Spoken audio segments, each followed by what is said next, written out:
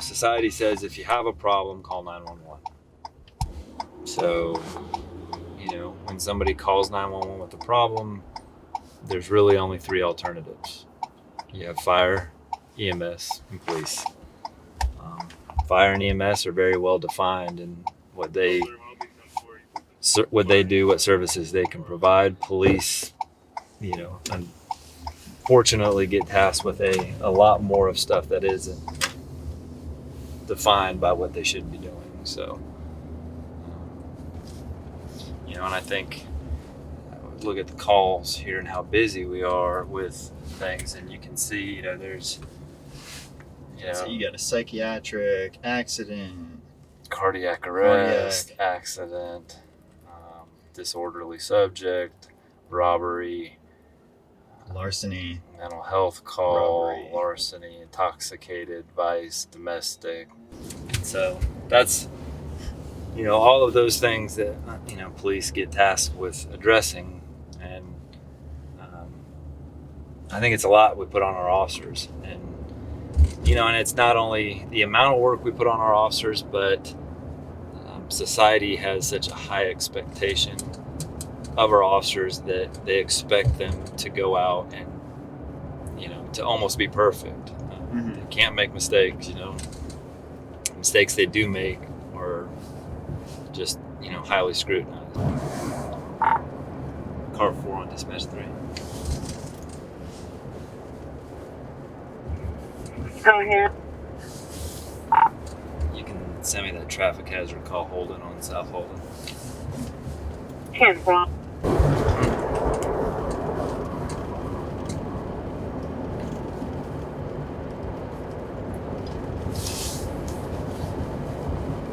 I mean, how do you manage all this? Like reading these notes and going down the road? A lot of. Because I mean, it's just a one-man practice and experience. I mean, it's one thing. I've been out of this function in policing for quite a while, but it's something that officers have to learn starting day one. This is their tough book. Their laptop is kind of their connection to comm and information. Things get updated. We have 4 patrol divisions. We have a center city team. We have additional support units that are working. So there could be, 40, 50 officers at any point in time on a radio. And obviously, you can't manage information through. Units on Hatcher Place, EMS. You can't manage it through a radio with a volume of traffic. And so a lot of that information has to be handled through the tough book and call notes and updating the call notes. I will say, I don't think it takes long. Once you've started doing it, it becomes second nature.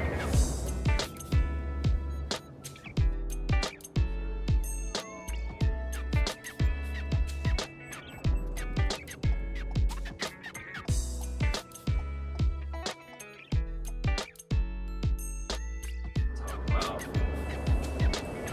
officer workload. As an agency, we've been doing a lot of evaluation on, what our officers do, how often they're required to do that, in terms of the types of calls that are required to go on. 305, 650. How much time they spend on those calls. And we've been working with a nonprofit research organization to kind of guide us in some of the work. And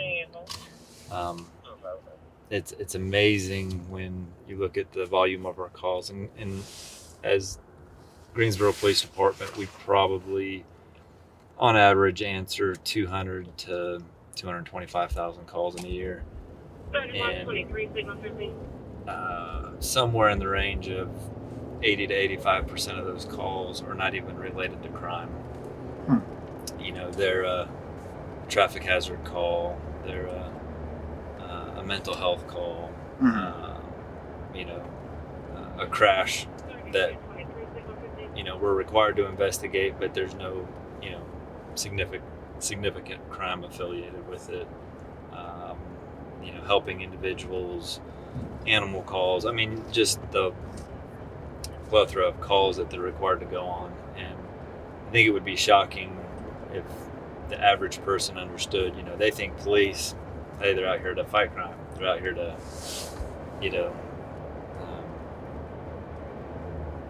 solve the crime issues, when overwhelmingly the majority of work we do is, I would say, it's the serve portion. I want to welcome you to the Chief's first community meeting. My name is Jenny Cavanis. I'm the Director of Community Engagement for the Police Department. I am so grateful to see so many wonderful faces interested in meeting the Chief and knowing that the Chief wants to meet you too. So thank you for coming out on a busy Monday night. We are going to start with a brief overview. The Chief is going to run through a quick agenda. We've got plenty of time for question and answer. As you came in up front, we do have information based off of surveys, information we've received from the community if you'd like it. We have a nice agenda up front. And again, I just want to thank you all for your time. There's a lot of familiar faces in this room. We're always grateful for anyone who wants to come out and be part of anything that we do. So thank you, and I will turn it over to Chief Thompson.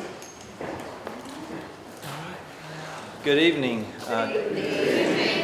Thank you. Can everyone hear me okay? I tend to be quiet a little bit, so if I start to quiet down a little bit, my kids, I'm so quiet-natured. Even when I talk sternly to my kids, they're like, "Stop yelling at me, Dad." And I'm like, "I'm not yelling at you. I'm just trying to get my point across." So sometimes I don't speak as loudly as I need to. So thank you all for coming tonight. Last 5-10 minutes as I stood up here, it was just very nice and encouraging to hear people together in the community having conversations. And I think if it was my choice, I probably would have stood up here for the next hour and just listened to people engage with each other and have conversations. I know that's not necessarily why everybody's here tonight. Opportunity to kind of hear from me and ask me questions. So again, thank you for coming up. One thing I tend to have a tendency to do is I can't stand in one place and just talk from a stand or a pulpit. So I kind of walk a little bit, and I apologize. I don't know if subconsciously that's because if I get asked a tough question, I'm already walking out the door and I can make it before. I'm not really exactly sure why I do that, but I do that, and I do have a tendency to talk with my hands a little bit. So if you ever just need to politely tell me to shut up, so just say, put your hands in your pocket, Chief, that's all. So, but a little bit about myself, I'll just take a minute or two. I am a transplant here in North Carolina. I was raised in California, Northern California, actually a very, very small town. Grew up there, had some family move, and moved to the Charlotte area, which is what brought me to North Carolina. Came to North Carolina in 1997, started my law enforcement career in 1998. Spent 5 years with the Asheboro Police Department, about 20 minutes south of here, before I came to the city and the police department that I absolutely love, and that's Greensboro. So I came to Greensboro in 2003. I've been here ever since. I've held a variety of positions throughout the organization. Kind of over the last 5 years, followed, I don't know if he would claim to be a mentor of mine or not, but Chief Brian James, spent 5 years in upper leadership under him, and just, honestly, I wish I would absolutely give up this position today if I knew Chief James would come back and work with me. I really respect him and what he taught me, and I tried to learn as much as I could from him. So, but I'm here, partially thankful to him for the opportunity to step into his extremely large shoes to fill. But I'm here, and I'm going to give it a shot and do the best that I can. So just a little bit about tonight. I want to spend the most of the time that we have this evening talking to you, trying to answer any questions that you may have of me, direction of the police department, things that we're looking at. But I do want to talk about a few things that I've been in my position for about 2 months now, and some things that we've been working on, some direction that we're going, and some things that I hope that we'll see at the police department here in the near future. So I've been in my role for about 2 months. When I was selected, we had some vacant upper command positions as well as some promotions. So I do have my deputy chief, which is my number 2 position in place, and that is Deputy Chief Renee Sigmund. She's been at the organization about 28 years now, and then had to promote 3 new assistant chiefs because of vacancies. And so Assistant Chief MJ Harris, Assistant Chief Rick Alston, who is, I believe, here tonight.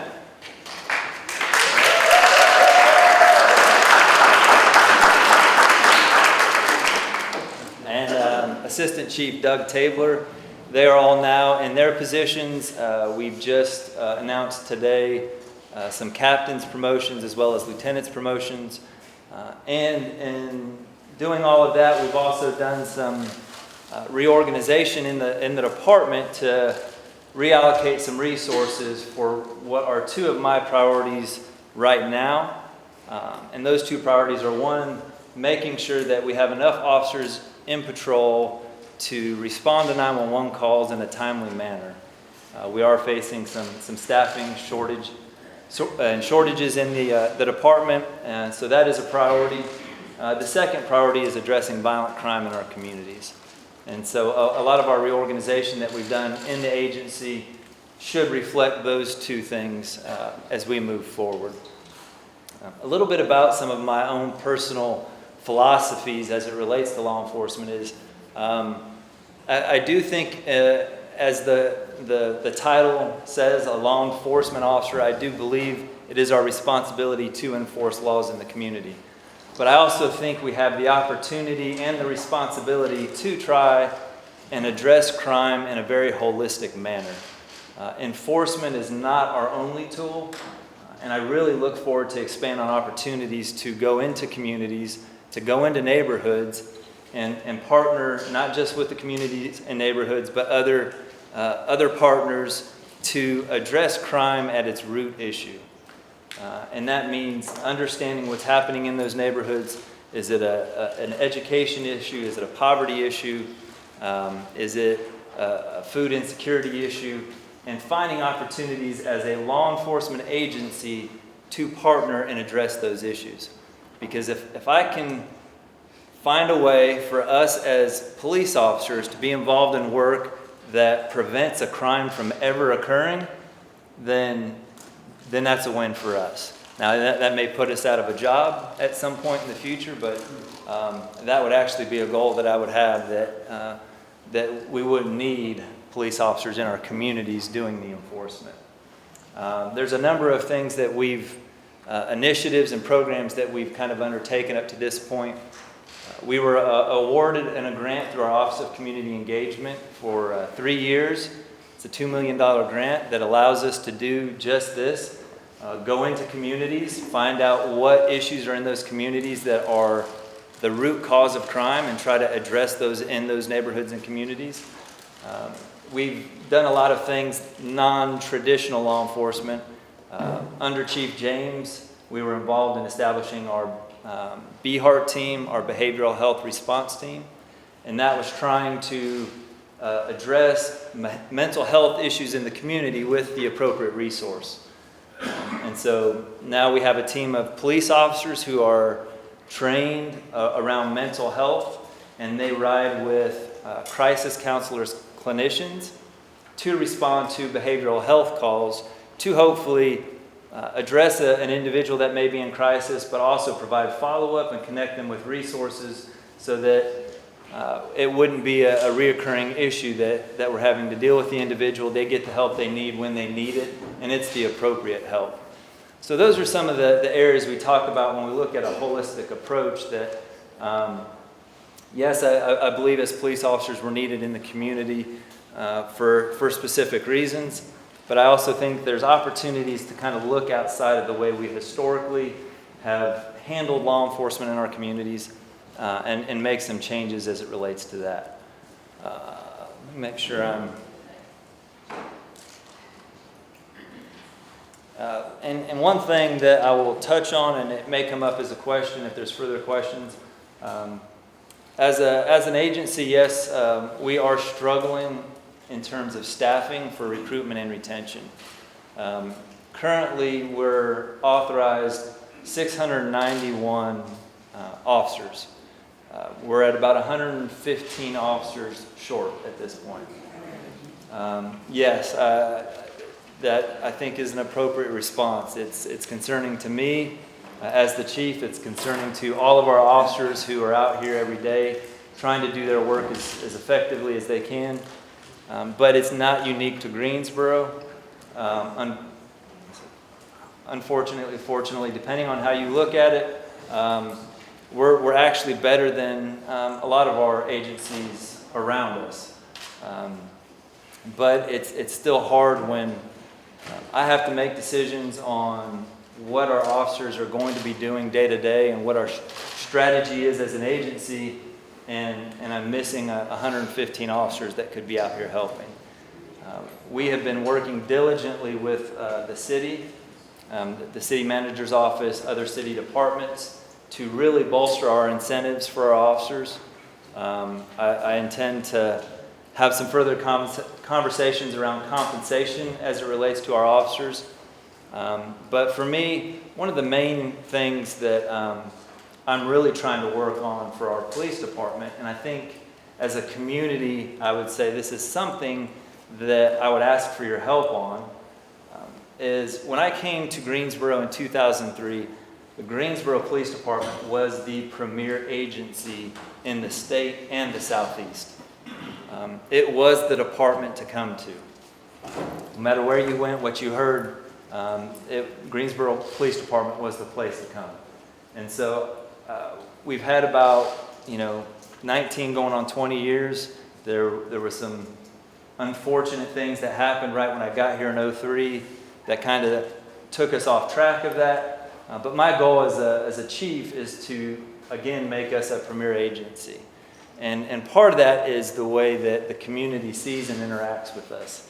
If you as a community feel that we are the premier agency that you want representing you, then that helps us to recruit. It helps us to be in a positive light. It helps us to bring those high-quality officers into our organization. So my goal is hopefully we can move that needle, and I think over the last few years we've been moving that needle towards becoming that agency. We still have a lot of work to do, and a lot of it for me is kind of an internal thing. Our officers have to believe that this is a premier agency, and once they believe that, they can get on that kind of same track and work towards that goal with us. So I took about 15 minutes longer than I wanted to start with, but I will open it up if anybody has any questions, any comments. Sir. Originally from Chicago, about a year and a half, and I'm sure everybody's aware of the problems that big cities like Chicago, New York, Philadelphia, Baltimore, Los Angeles are having with friction between the prosecutors and the police department. What is the relationship of the Greensboro Police Department with the district attorney in terms of enforcing the law? Great question. I will say that I think our relationship has somewhat of a roller coaster at times, and it really depends on who sits in the DA's office and who sits in the chief's seat for the police department. I think right now we are really in a good place with our district attorney's office, and we're actually developing and building our relationship with DA Crump. One of the positive things that we had towards the end of 2022, the Greensboro Police Department was one of 6 agencies in the country selected for a National Public Safety Partnership grant. There's no money that comes with that grant, but it's a training and technical assistance grant, meaning they help us through different means other than giving us a pot of money. Part of that is establishing a public safety PSP team, which includes us, and includes the DA, it includes our U.S. attorney, and a number of our federal partners. So in December, we went down to a summit. We were all there. We met. We talked about how we could better our relationship and our partnerships. And we've started to do that as we've come back here to Greensboro and incorporated that into our work. So I've actually I lived in New York City for a couple of years. I've got some family in Los Angeles and Phoenix area. I talk a lot about my family. I've got 8 siblings that are spread throughout the country. So, but yes, and in a lot of those cities, there's a very contentious relationship between the DA and the police department. I don't think we've ever had that kind of conflict between us. Sometimes it's just not that we've worked as well as we could have worked together. But I'm very optimistic as we go forward. This grant has given us an opportunity for everybody to get around the table, talk about how we can be better in those relationships, and move forward. Sir. I'm a businessman. My business is East Mark. About 4 weeks ago, one of the risk officers at the police department, she said, they said, tomorrow my last day. I said, what, you had enough? She said, no, I got a better job. I said, where you going? She said, I'm going to Burlington. I'm going to make $15,000 more than I make in Greensboro. I said, you must be kidding. And that was an excellent police officer. How are you going to compete with this guy? And second question, what kind of offer you making to recruit some international people to the police department? I only allow one question per person.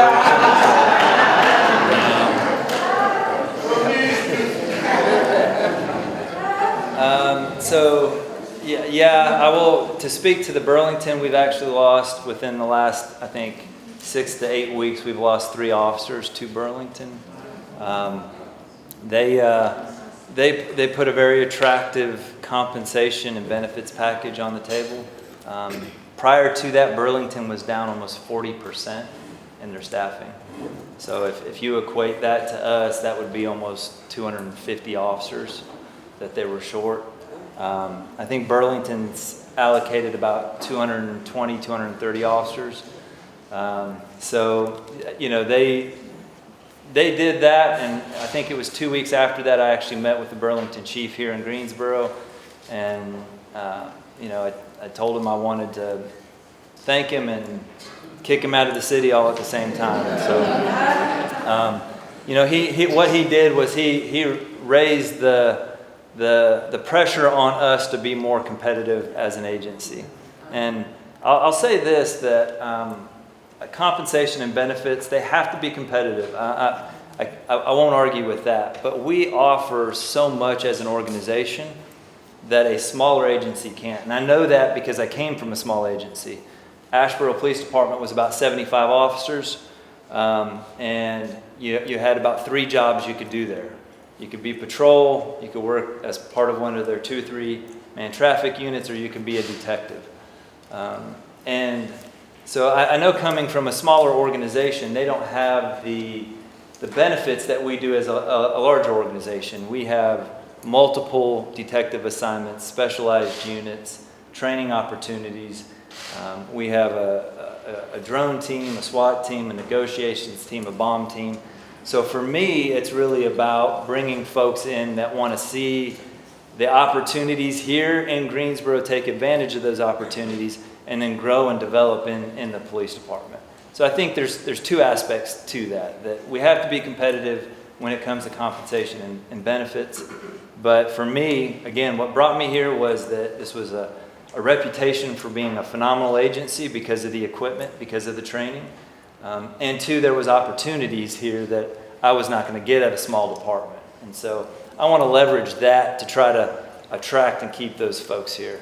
And I'm completely forgot your say. I'm not going to ignore it, but your second question? Oh, you know what? That's actually something I'm personally interested in. I've had the opportunity to travel somewhat extensively, and I love learning about other cultures. I love learning about other people and different foods and languages and cultures in general. I think we do a good job as an agency attracting folks to the area and to the department. Some of our biggest hurdles are some of the requirements that we don't control when it comes to certifying officers. And one of our biggest disadvantages we see is you have to pass a reading test. And so you have to be at least at a 10th grade reading level based off of this test that's provided. Where we see a lot of international individuals struggle is English as a second language. They don't have that reading comprehension, and they're not able to pass that. Other times it's just documentation of where they went to school, citizenship, things like that create barriers to hire them. Now those aren't things that we require. Those are state certification rules. And so those are things that we've seen make it difficult, even when we have qualified, willing folks that want to come work for the police department. Getting them past those obstacles can be difficult. Yep. We know that Gifford County is a heavily taxed county. Now, a lot of our offices don't live here because of that. So it's hard to hear relationship with people that don't live in our city and don't see us. When you say you're going to allocate officers, what does that mean to our neighborhoods and the officers that we have in our neighborhoods who have relationship with us? So I think there's kind of two components to that. I'll say I have a lot of very difficult decisions to make when it comes to officer allocation and the workload that's expected of them. I've had some conversations with some citizens as well as some other city partners and organizations because of some things that we're talking about doing and changes we're making. You can do one of two things. You can have some designated officers, and I think we have, don't mean to throw the spotlight on him, but Officer Campbell here is a phenomenal example for the communities that he works in, that the neighborhoods absolutely know him and absolutely love him because he's able to connect in that way.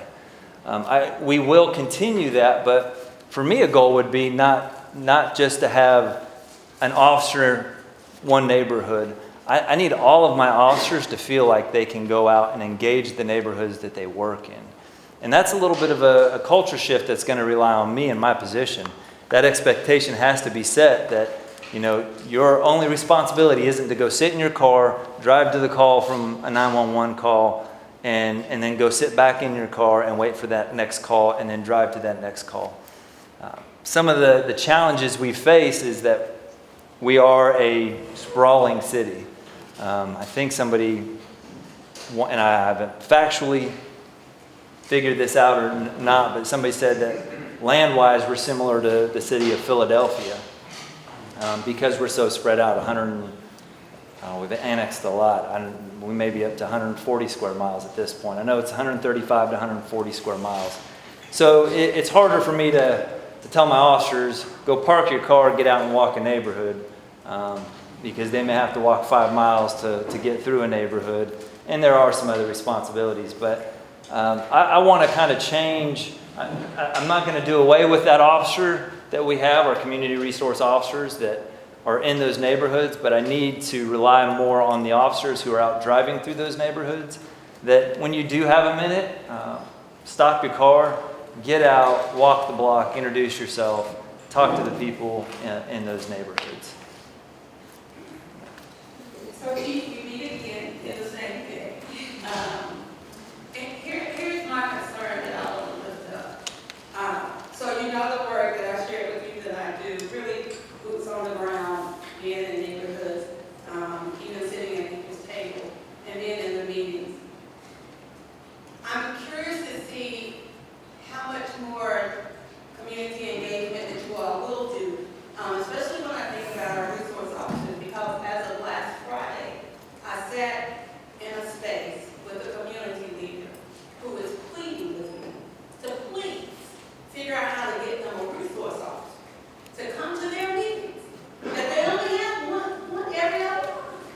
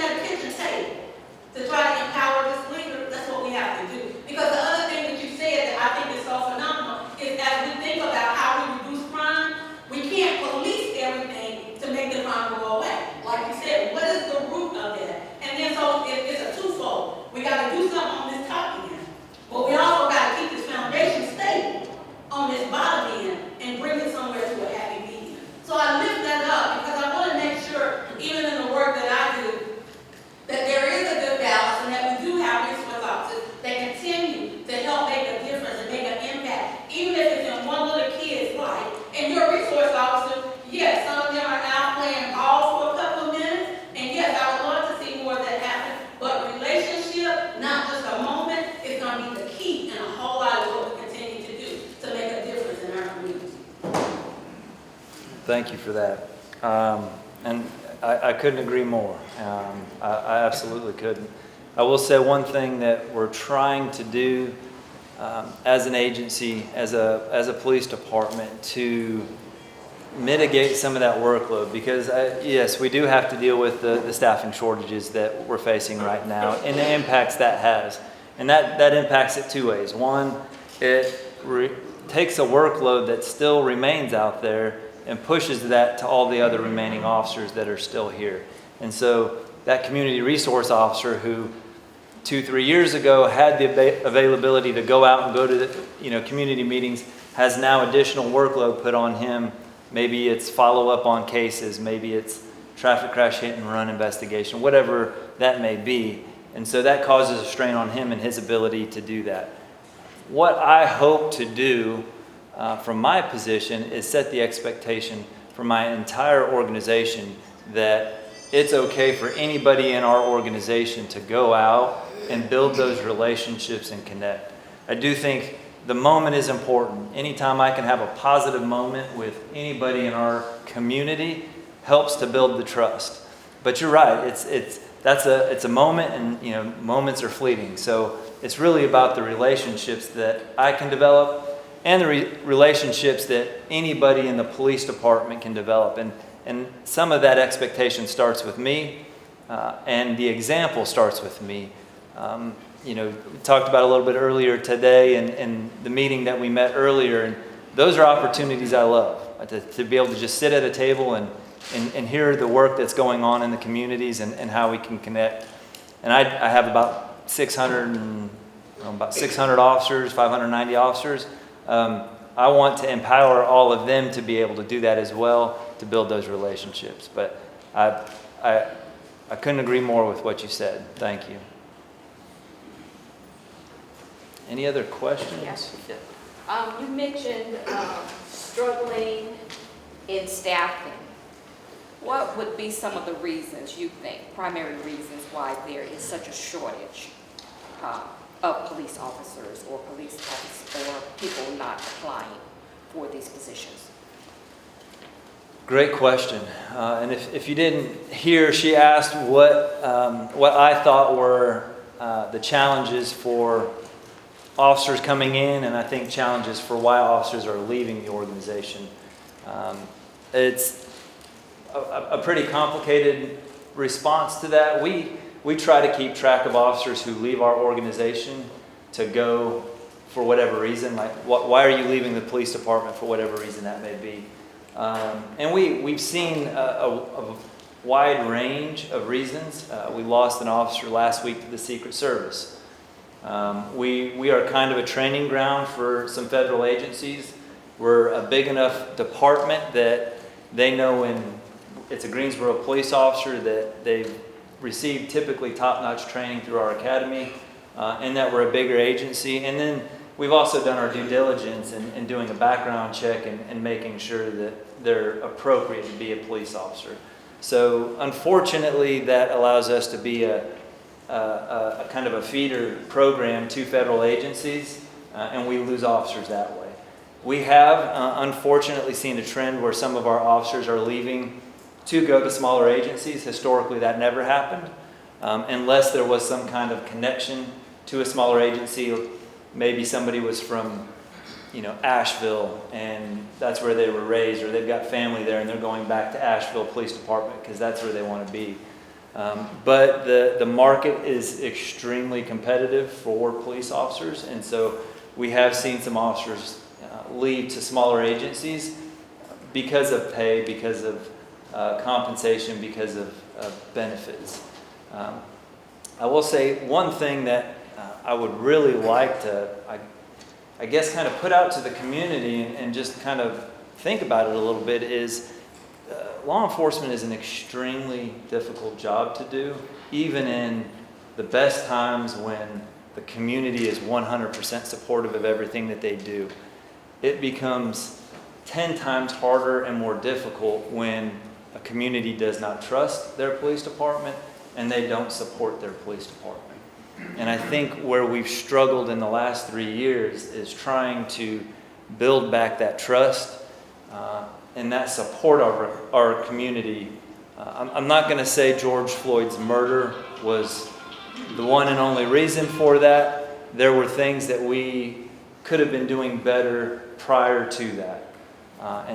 But that was a very significant incident that occurred that really just changed the landscape of law enforcement like I've never seen in 20 years.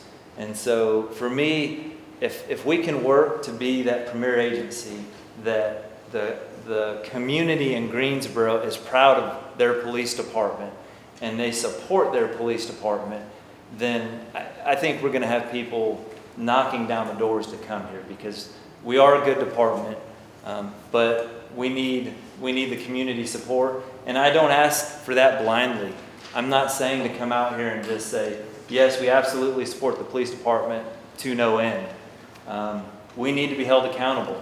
We need to make sure we're doing it the right way, that our officers are out here doing what's expected of our community, and that we're connecting with our community, and we're doing what the community wants of us. So there's a lot of work for us to do, but I think looking at the last 2 or 3 years, and I will probably have about 500 emails in my inbox when this makes it out, but pay is not the issue that's going to solve our recruitment and retention. It's a piece. I think it's a small piece.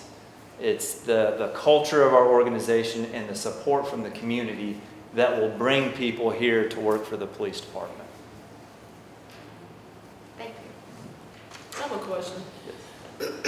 So, do you have a solution on how to, to deal with our youth? Do you have any blueprint, any solutions? I mean, we have our youth dying every day. I mean, like I say, I know we got to get to the root of the problem, but how should we assist our youth? So I have 7-year-old twins at home, and I haven't figured that out yet. I don't have, I guess, I don't want to say the solution for it.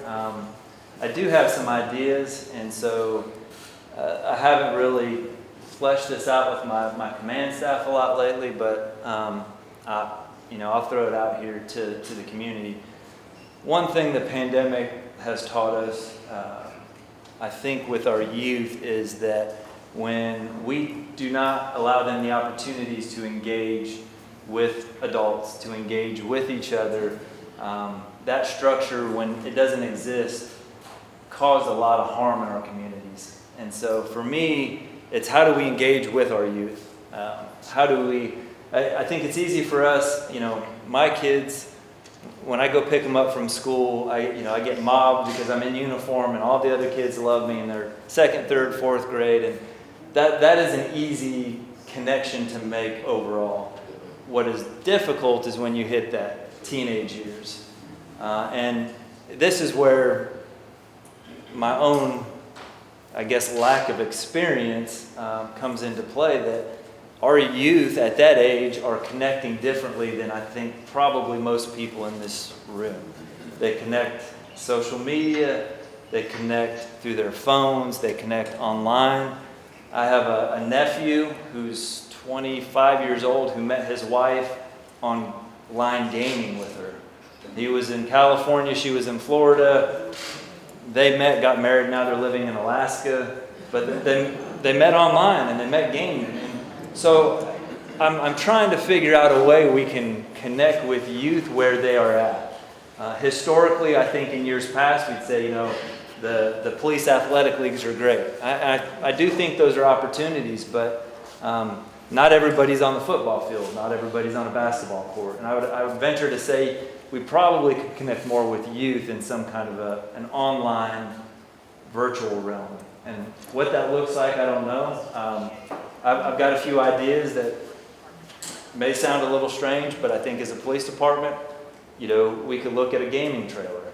I don't know if anybody in here is familiar with that, but yeah. It's a trailer that's set up that you basically can go into a neighborhood, and it allows kids to come together and they can get online and they can play video games. And it's got TVs and couch, and it's an opportunity to bring kids together that maybe historically wouldn't have that opportunity to connect with them. So I don't know. There's some things that we've got to figure out. I don't have the answer, but I'm willing to try, and I'm willing to kind of step out of our comfort zone to see what we could do and see if it works.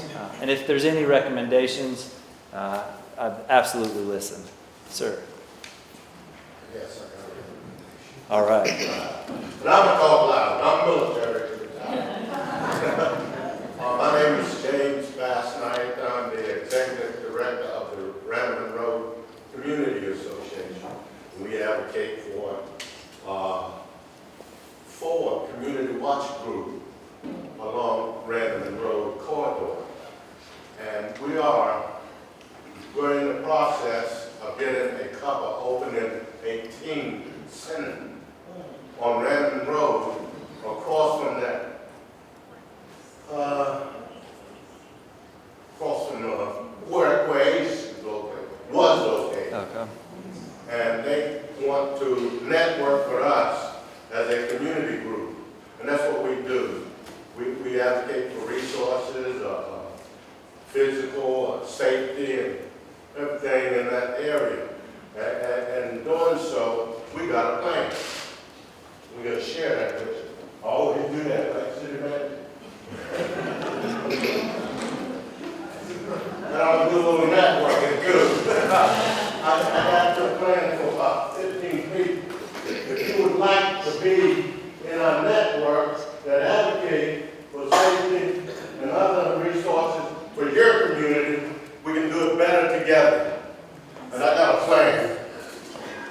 If you would take time sometime when you get time and read it and get back with us, we will gladly set up Random Road Community Association.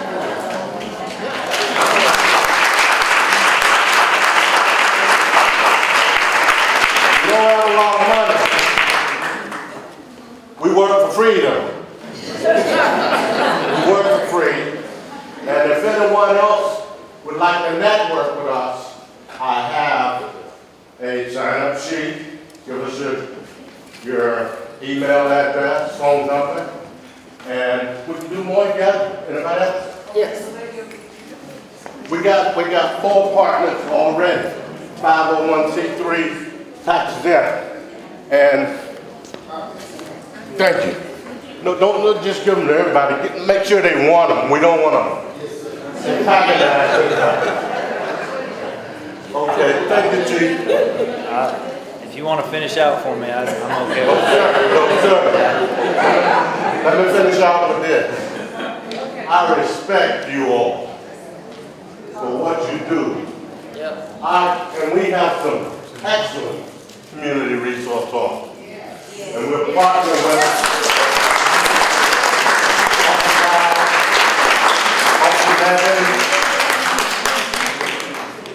and Ms. Regina. She's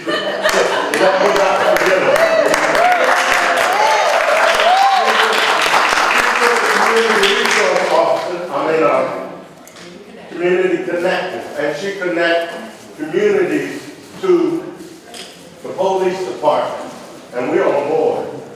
And Safer City, New Hope, Development Group, Duranson.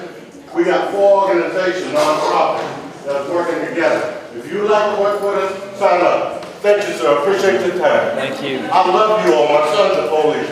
All right.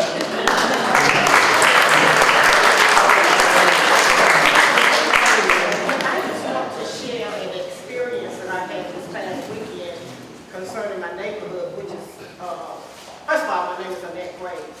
But over on Rotherwood and Bristol, we had a car accident, and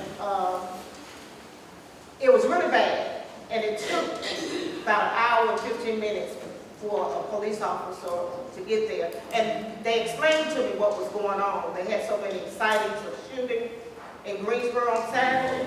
And because when I called, I'm sure other people had called, but when I called back, she was telling me that she wasn't able to send someone out right then. I was like, because she didn't have any officers. And I was like, what you mean you don't have any officers? And she explained to me about the shootings. And in another accident, we had a standoff. It was on the news, I'm sure a lot of people saw it. It was one lady that had moved here from New York after her dad died, and they locked us down on Rockwood and Bristol, well, all around the community. But after that happened, we called because we wanted to get some information to, you know, what kind of closure or what was going on with it. And 3 days later, the lady was out of jail, living back in the house. So we just didn't understand that. And another thing I just wanted to express about Sharon Hightower, and she said here, I didn't know she was going to say here, I have called her on several occasions, and she has made sure that we got things done in the community, because we've been seeing a lot of dumping over there in the food line. It's a little area, food line parking lot, and we've been seeing signs down and everything, so she's been good about helping us with that. But I just want to find out what can be done that when we call back in to find out information for what's going on in that community. That's a great question, and I don't think right now we have any formal processes in place, and I do have somebody taking some notes on this. So I know a few years back, maybe it's probably longer than that, 7 or 8 years ago, when I was working in an area and we had any significant incident that occurred in the area. Maybe it was a crash where a roadway shut down, maybe it's a shooting. It could have been a medical issue that required a response of multiple officers to come into the area. We tried our best to, once it was settled down and we could, to knock doors in the neighborhood just to go by and say, hey, we just want to let you know why you've got 6 officers out here is because of A, B, or C. And so, I don't know, I'd like to revisit some ability to do that where we can communicate, because it's happened to me. I actually live on a cul-de-sac, and I've seen a fire truck, an ambulance, and a sheriff's deputy, and I'm looking out my window because I see the flashing lights, and my kids are like, Dad, what's going on? I don't know. Well, why don't you know? I don't know. And so, you know, an hour later, those vehicles are gone, and I don't really know what happened in the neighborhood. But one, thank you for bringing that up, because I do think we can be better at that. Back to the initial point about the officer response, part of what I talked about in terms of the reorganization, reallocation of some resources, is in hopes to put some more officers back in patrol so that they can respond to those calls quicker. I tell people, if you were to completely strip everything away from a police department and take down to its bare bones, the one thing that we will always have to do is when somebody dials 911, we've got to be able to send an officer. That's it. Everything else, I mean, it's great that we can investigate, that we can follow up, that we can,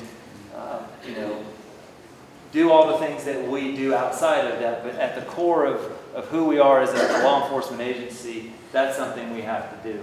Now, I will say that I'm also taking a little bit of a different approach in that I don't think that the only solution is more officers to do that work. Our officers are tasked with a phenomenal amount of work that is not law enforcement work. And what I mean by that is we went to, I think on average over 2 or 3 years, we went to about 15,000 hours of traffic hazard calls. So that would be debris in the roadway, traffic signal out, a stalled vehicle. None of those are crime issues, but they're issues that obviously could possess a safety component to it. I could put 5 or 6 people, non-officers, in pickup trucks with yellow lights and cones and other traffic direction equipment to respond to, 10,000 hours of those 15,000 hours. What that does is then it takes those 10,000 hours that police officers were tied up on and shifts their focus to another area. It makes them available to answer calls quickly. It allows them to be in neighborhoods. It allows them to address serious crime issues in the community. So that's just one example of what we're working on to implement. there are a number of other things.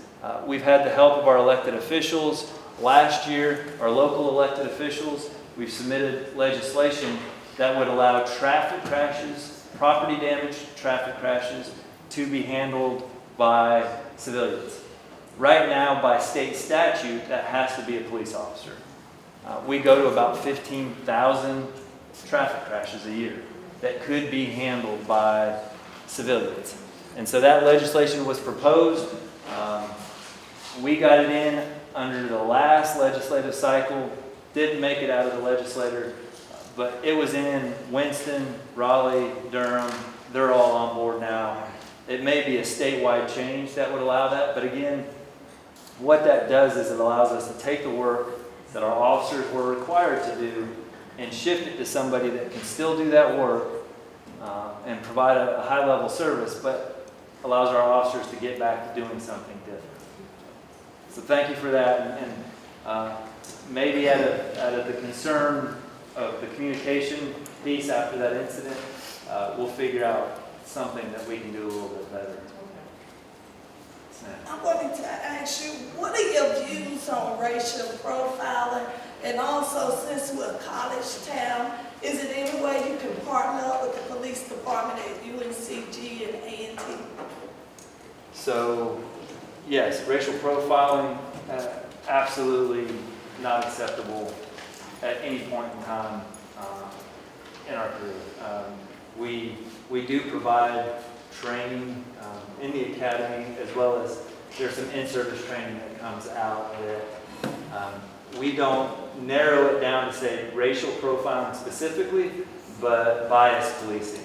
Because your bias may be racial, it may be gender, it could be a number of things that you would have a bias, and really it's about self-awareness and educating officers on understanding that we all have bias, whether you think you do or not, we all have them, and understanding how they could impact the work we do, and being aware of those biases in our work, and not just self-awareness, but recognition that the community could see police as having a general bias over what that looks like. So, it's something we have to be aware of. We train, we have a policy around it, and we have accountability measures in terms of our internal affairs section, and so they will investigate any bias-based complaint that's reported to them.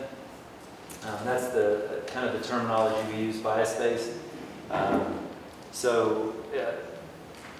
That's kind of my thoughts on that.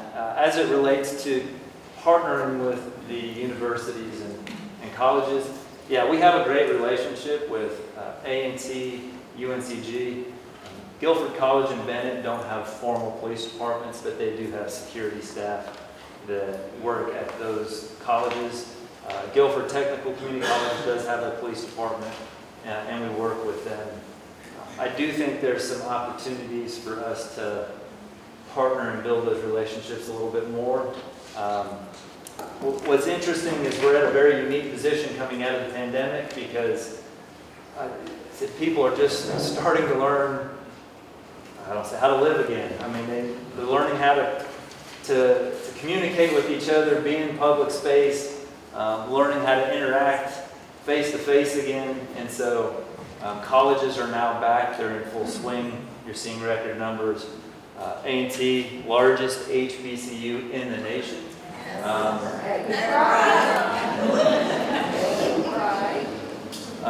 So there is definitely some opportunity to leverage that relationship. I think we have our own police academy, and that academy is one of only 4 in the state. I think we're only 4 in the state, one of only 4 that have an academy. But I would like to partner with A&T or other colleges to create a potential feeder program to us. The state just lowered the time or the age requirement from 21 to 20. We've actually had some initial conversations with the school system about a possibility. Could you create a magnet school, a magnet program where you start them in high school, They're out of high school. They've got 2 years till they can join the police department.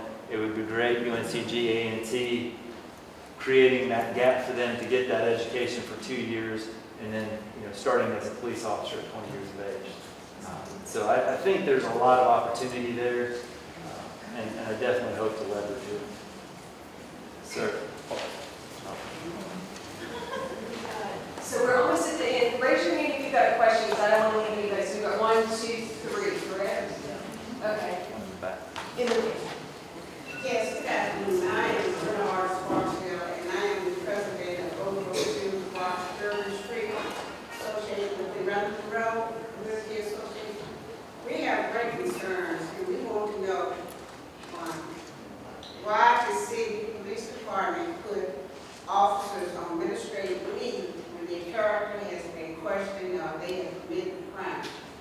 To us, that makes them think they don't get their pay, they can go out and do what they want to do. So why are you putting them on administrative leave to pay? We just need to verify, you go back to the drawing board and review it. I don't know who went to the laws for the police. I don't know what the city council was, but you should be paying somebody. They don't need a home, they're supposed to be protecting us and they break the law. But then still they can go home and still they can pay. And some of them have that attitude. And I just like to feedback to we have wonderful resource officers. Like Mr. last night says, and thank y'all. And Captain Officer. So, but they have worked with us. But this is a great concern in the community. And we like to know. Thank you. Thank you for the question. And if you didn't hear it, it was around our practice or policy of placing officers on administrative leave when they're under investigation. So I have some discretion at my position in terms of when an officer is involved in an incident, typically a critical incident, where we will put them on administrative duty. So they're not sitting at home, but we do have them, you see it on TV, they call it modified duty. So they may not be out answering calls in uniform or doing their job. They may be in our logistics or our ID office or taking reports. But so we do have the opportunity to put officers on administrative duty when they're under investigation, depending upon the allegations, or if they've been involved in a critical incident. There used to be a policy a number of years ago that allowed for administrative leave, which an officer could go out for 3 months, not be at work, collecting a paycheck while the investigation is ongoing.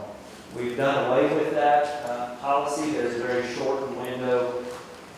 I want to say at max it's 10 days now that an officer could be put on administrative leave, meaning they're sitting at home collecting a paycheck.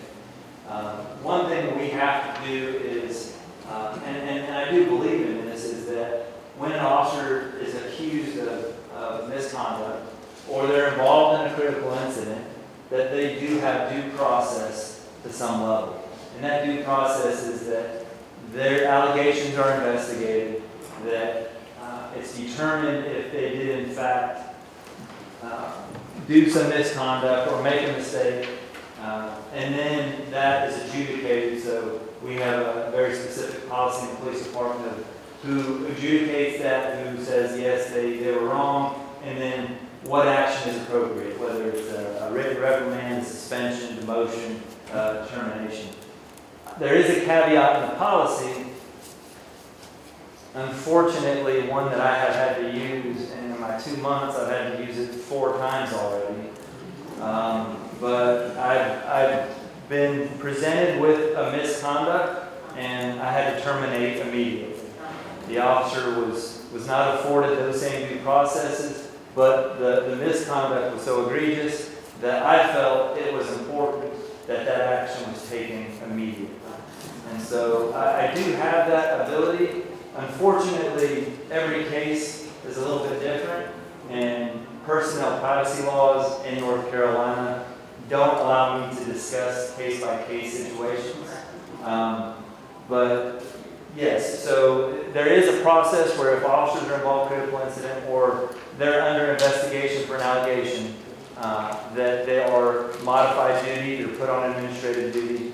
And then at some point I can make a determination of whether termination is immediate and it's going to happen and I hear enough and I don't need to hear anymore, or a decision is made for that to play out and then it's handled internally with the department. How many times a person, police officer, get those chances, like continue to break the law? You still have them on the force? I mean, you give, how many chances do you give them? This is what I'm trying to say. They don't broke this law one time, they go back and do it again, and still with the department. I would say it's hard to speak to that in a blanket term. It's very situational. I would say an officer that goes out of state gets a speeding ticket is looked very differently than an officer who may get in a bar fight and assault somebody. It's really dependent on the situations related to that officer. I will say personally, I hold the officers in the Greensboro Police Department to an extremely high standard. Probably more so than the community, and probably more so than my officers want me to. But it's important to me that standard be set and it be met, that they meet that expectation. I don't intend to be hard, or heavy-handed on the officers, but I do have a very high expectation because their job is critically important in the community. It's not that it is hard on you because you're doing what's right and fair. That's what I'm saying. Thank you.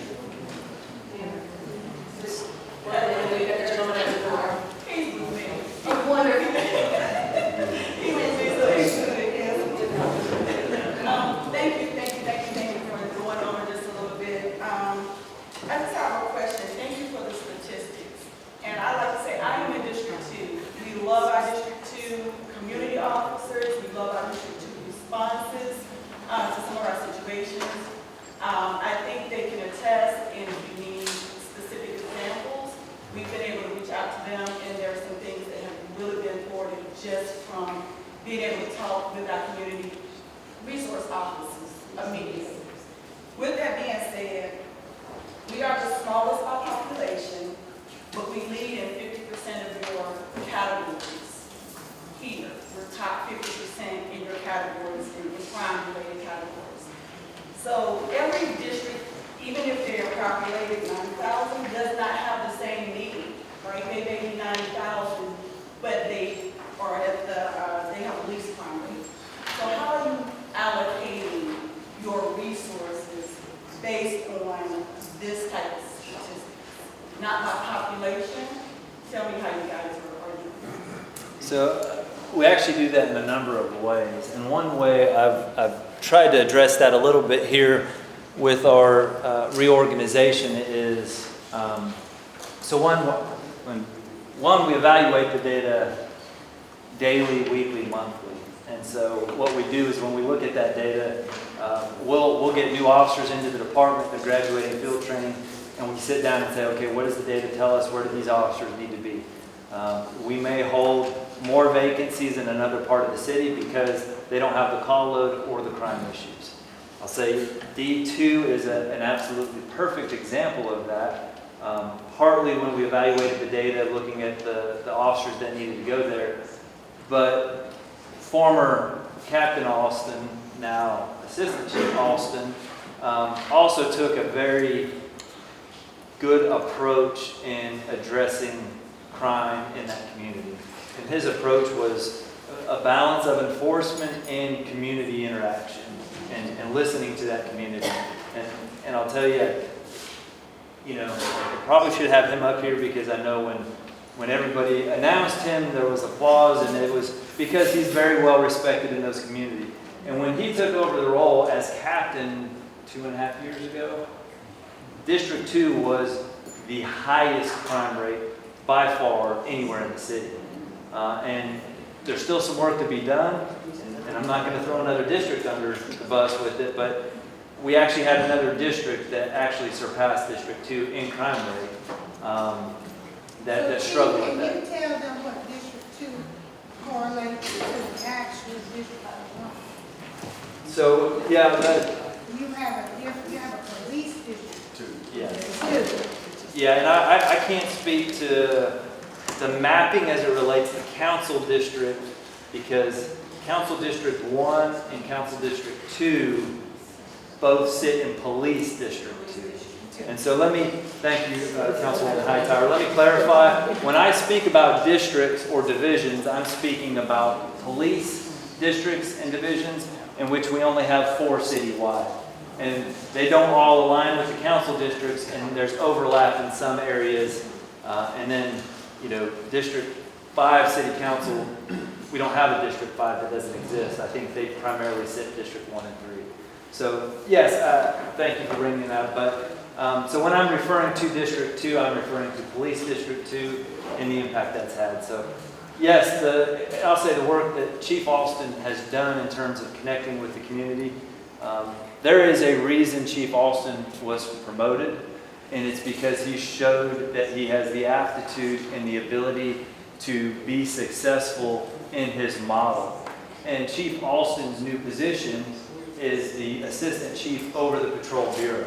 So he no longer sits over one division, but he will be sitting over the entire city as it relates to the Patrol Bureau. And I wholly anticipate that a lot of his successes in District 2 will be spread throughout the district. So I'd like to caveat that by saying the foundation, we feel like we have a very solid foundation. And so we thank you guys for working with us, and we would like to make sure that we continue that. So I hope that any changes that may have been mentioned or said forthcoming, that we don't disrupt that, right? That we don't disrupt what we have thus far. But did I hear Mr. Bearcat say something about Ace Park there? Yes. Well, join us in fighting for the pine shop that's trying to come across the street with a wall of buildings, please. Well, we've already submitted that. And so we've had this conversation with our police district as well. And again, we fight a lot of zoning. We're the least populated. We lead 50%. But yet we continue to work with them. So I'll just leave that out there. And I just want to talk briefly, too, about the allocation of resources. So a little bit of change philosophy in our departmental reorganization. We had resources allocated to specific divisions, patrol divisions. What we've done now is some of those resources are going to be citywide resources. And that allows us the flexibility for those resources to go where issues exist in the city predominantly. So, and again, I look at Patrol District 1, which is kind of the downtown, and it goes out towards the airport. Typically, one of our lower crime police patrol districts. They may not need the resources to address violent crime in that district that a district, Police District 2 maybe, or a Police District 3. So having that ability to be flexible and move those resources is kind of a philosophy change that we're looking at. Will it be successful? I hope. I can't stand here and absolutely say, yes, this is going to work. But I think we feel with our staffing that may be an appropriate response at this time, and hopefully we'll see some benefits of it. Well, thank you. Please continue to engage us. We would like to come and Thank you. All right, we've got one last question from the gentleman in the back. Good evening. I thank you very much for having this committee get together. I want to speak on behalf of officers, because my federal agency, we have lost so many officers to the stress of the job and suicide. So what is your agency going to do to help your officers be able to deal with the 8, 10, 12, 14 hours of stress and trauma that they see 6, 7 hours a day, and come out and serve the people who are looking to them for help and guidance? Thank you for that question.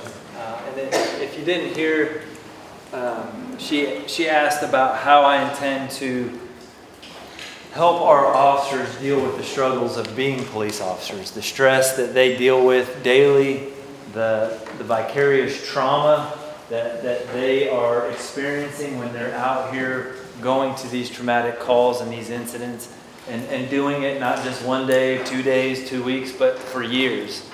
And so there are a number of things that we've done in the past couple of years, and some things I think we're looking at doing going forward.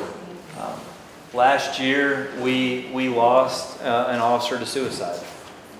An officer that had been here 25, 26 years. And the first time we had that, an active officer, meaning they were working for the police department when it happened. And so it's a stark reminder that yes, we have to deal with that. Chief James did some phenomenal things to help that with programs within the city. One being easier access to counseling services for our officers. We used to have, I think, 1 or 2 visits through our EAP. We now have, I think, 10 visits per an incident for any officer or their family that can go get those counseling services. Another thing that I'll say, maybe my California hippie coming out in me a little bit. I do think we need to look for maybe some non-traditional ways, and there'll be a little bit of a culture change in the organization, but I went to a conference 5-6 months ago that was on mindfulness, and it was a sergeant out of Colorado Springs, Colorado, and he did about an hour of mindfulness techniques, and something as simple as a squad before they go out answering calls to do some breathing exercises. And then the sergeant would follow up after every critical call to say, all right, go park, take 5 minutes, and do your breathing exercises and decompress a little bit. There are some things we've done in the organization. We're looking at, I think the city has already got a calm room, so, stress that they're able to go sit, kind of decompress a little bit. We're looking at that. Right now, we're also looking at changing a policy internally that would allow officers working a certain shift to be able to work out on duty.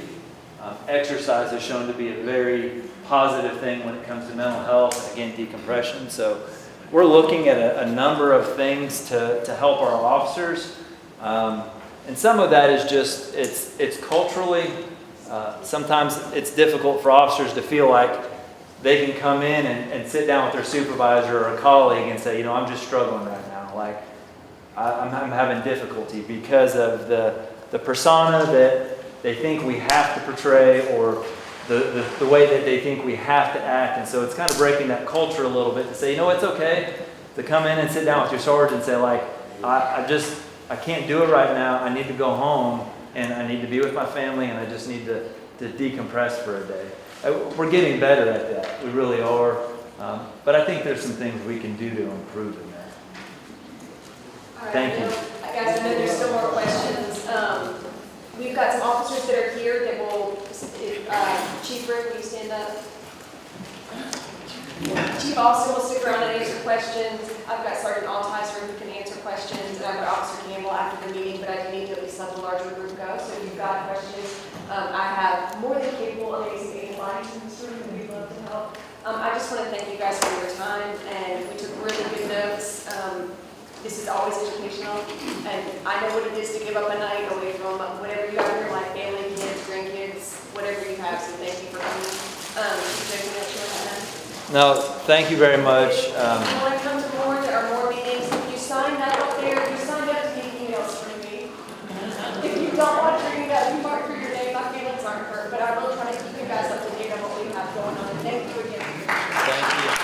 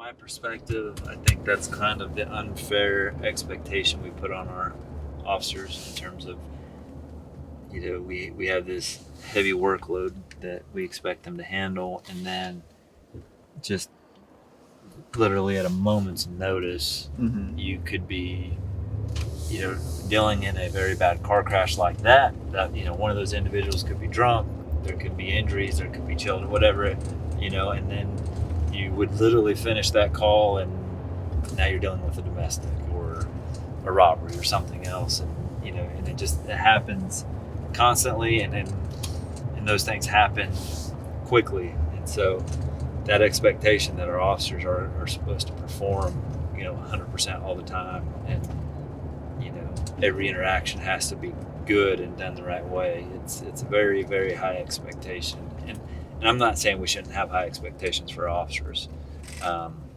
but I think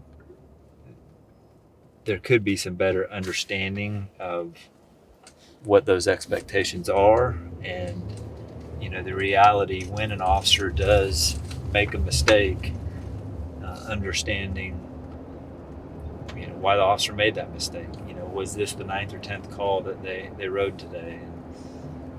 And had they dealt with some stressful incidents, and now they get on a call and they don't handle it the best, and it's got nothing to do with that officer not being a good person or not being a good officer or not doing their job properly. It's kind of understanding all the factors that come into play with that, and it's a daily thing.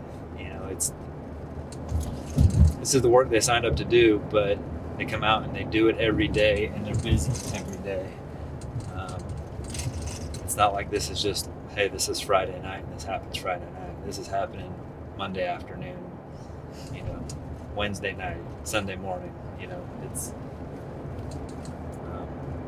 the calls change a little bit depending on time of day and day of week, but they're still just as busy. And I think, to your point, at any point in time they could be in the middle of something, and they have to be ready for it.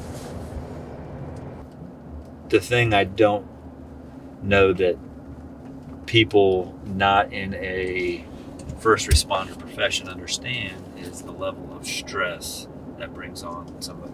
When you come to work and your work is just not having to be there and physically do something or manually do something, you have to be alert, you have to be constantly problem solving. Every call you go on could be a new issue, bring a different aspect to it, and so it's mentally as well as physically stressful and draining for our officers, and it's kind of hard to quantify that. I think anybody that's a first responder absolutely knows what that means, and I say first responder, and probably the folks in the hospitals, the nurses, the doctors in emergency care, work shift work have the same kind of stresses. But I think just your typical person that may work in the private sector in a private company, manufacturing, warehousing, that kind of job, just really doesn't understand the stress and the impact it can have on officers. And unfortunately, that's why I think we have so many health problems later in life. That's why we deal with struggles of mental health, depression.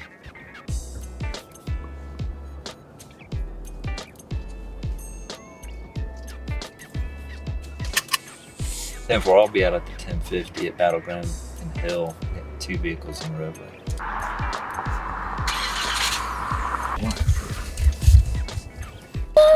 Person just weren't paying attention, swerved all the way over across the road, and we hit them on the side. It's this white Jeep right here. Okay, just hang back. Are you okay? Kate, are you okay? My daughter was in the car. Are they okay? Are you injured at all? No. Okay.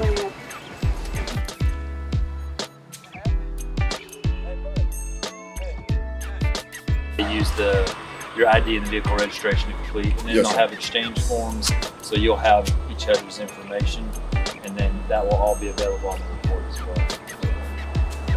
Are they gonna, so I'm not used to this, so how do they do the report? Do they go ahead and determine what happened right here so they can write it up for the insurance companies? So it's kind of an interesting thing. Accident reports are, we don't determine at fault as officers.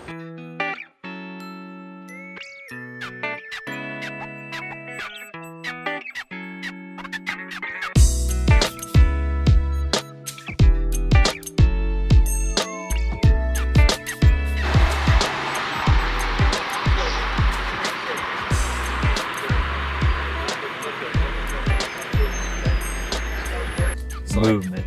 So like here, you can do patrol, you could do canine, detective. Yep. You know, Accident reconstruction, traffic, SROs, SROs, chase people down. Yeah, we have neighborhood resource officers, which work in the government housing. SWAT. Yeah, SWAT. We have a bomb team, hostage negotiation, ATV team, drone team. So, I mean, there's just a lot of different avenues that, you know, officers are interested in that they can learn about. So, and then, you know, you have a detective, you have, you know, 8 different areas in the detective division. You can be property crimes, you can be a homicide detective, a fraud detective, a gang detective, intelligence, just, you know, and those are all very different responsibilities. I mean, you